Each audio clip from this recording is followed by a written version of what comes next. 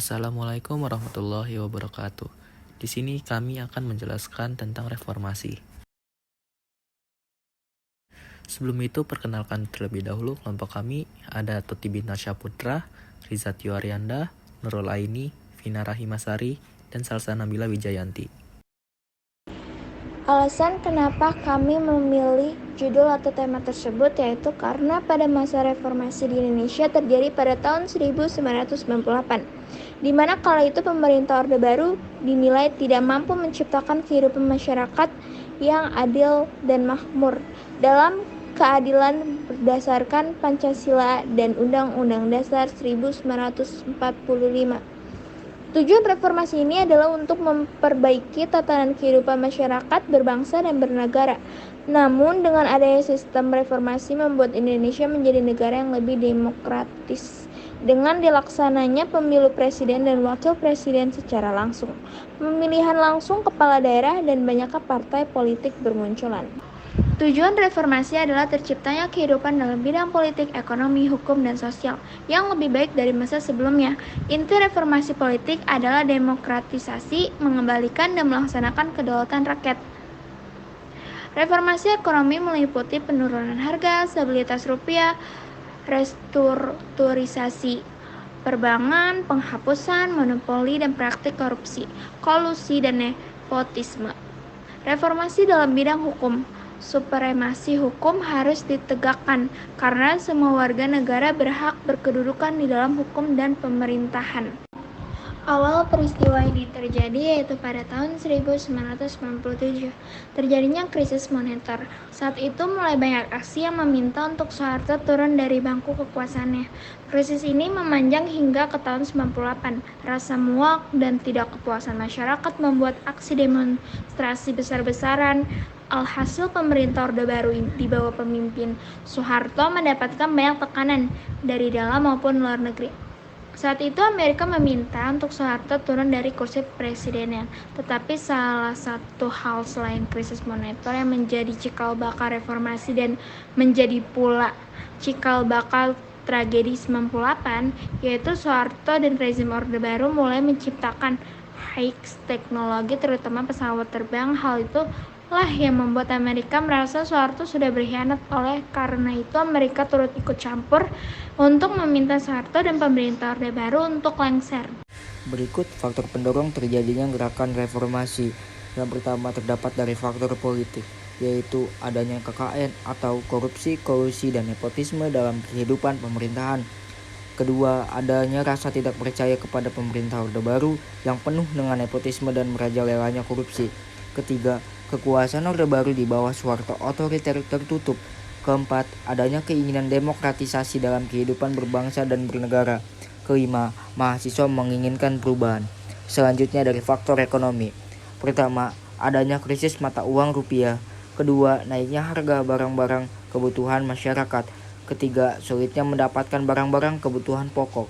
Selanjutnya ada dari faktor ekonomi, yaitu belum adanya keadilan dalam perlakuan hukum yang sama di antara warga negara. Selanjutnya terdapat kronologi pengunduran diri Soeharto dari kursi kepresidenan. Menjelang sidang umum MPR bulan Maret 1998, banyak tuntutan dari rakyat dan mahasiswa yang menginginkan agar Presiden Soeharto tidak lagi dicalonkan dan mencalonkan diri sebagai presiden. Pada pemilu tahun 1997 kembali dimenangkan oleh Golkar dan mencalonkan kembali Soeharto sebagai presiden. Dengan terpilihnya kembali Soeharto ternyata tidak menimbulkan dampak positif bagi perekonomian Indonesia, bahkan memperparah gejolak krisis dan muncul silih berganti aksi mahasiswa yang menyuarakan tuntutan gerakan reformasi pada Mei 1998. Para mahasiswa dari berbagai daerah mulai bergerak menggelar demonstrasi dan aksi keprihatinan yang menuntut turunnya harga sembako, penghapusan KKN, dan Soeharto turun dari kursi kepresidenan.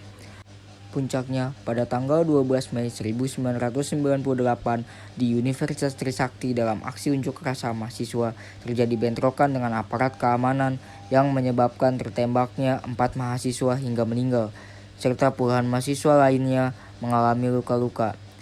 Keempat mahasiswa meninggal tersebut kemudian diberi gelar sebagai pahlawan reformasi. Pada tanggal 8 Mei 1998, seorang mahasiswa dari Yogyakarta bernama Moses Gatot Kaca juga tewas dalam sebuah bentrokan dengan aparat keamanan sewaktu melakukan aksi menuntut mundurnya Presiden Soeharto.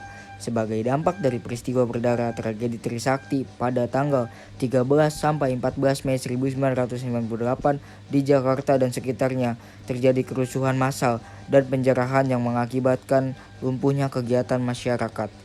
Berikut nama 4 mahasiswa Trisakti yang gugur, yaitu yang pertama ada Hafidin Royan, yang kedua Elang Mulia Lesmana, yang ketiga ada Hendiawan Syie, dan yang terakhir ada Heri Hartanto.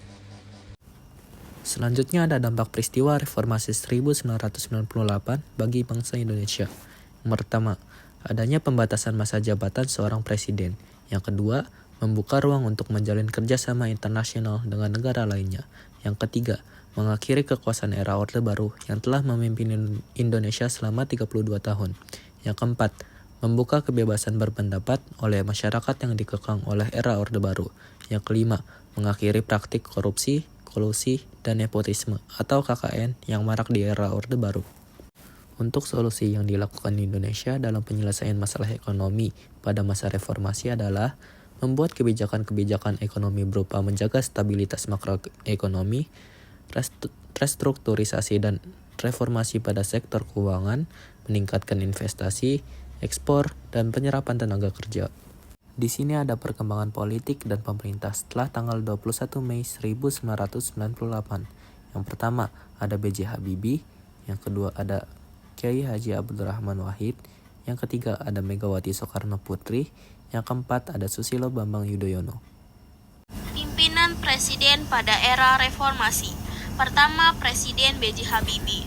Masa pemerintahan B.J. Habibie berlangsung dari tanggal 21 Mei 1998 sampai 20 Oktober 1999. Pengangkatan B.J. Habibie sebagai Presiden Republik Indonesia yang ketiga menimbulkan kontroversi di kalangan masyarakat dan ahli hukum.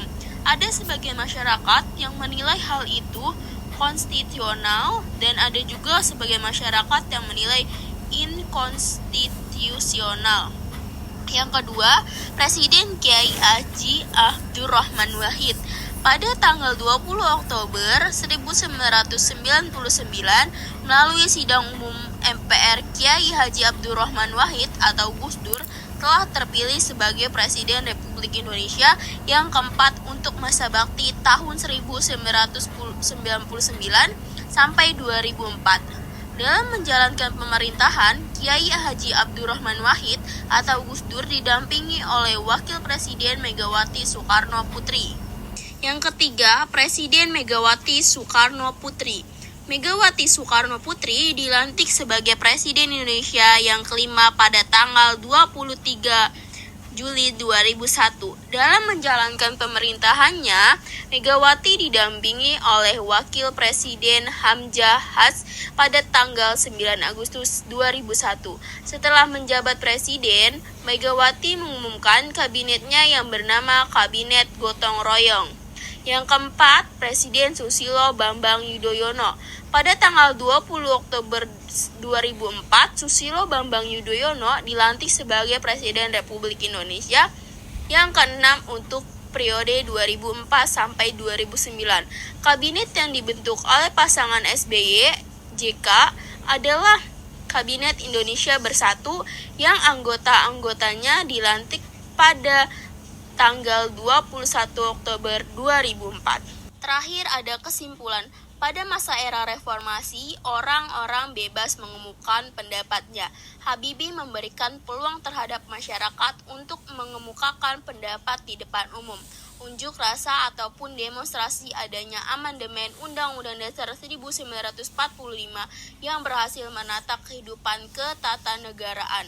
Namun, pada era reformasi juga terjadi krisis ekonomi besar-besaran pada tahun 1998 yang menyebabkan hutang swasta luar negeri semakin membengkak dan sebagian besar berjangka pendek, melemahnya perbankan, penegakan dan kepastian hukum, serta kondisi politik yang tidak stabil dan lepasnya Timor-Timor dan lepasnya kepulauan Sipadan dan Linggitan. Sekian dari kelompok kami. Terima kasih. Wassalamualaikum warahmatullahi wabarakatuh.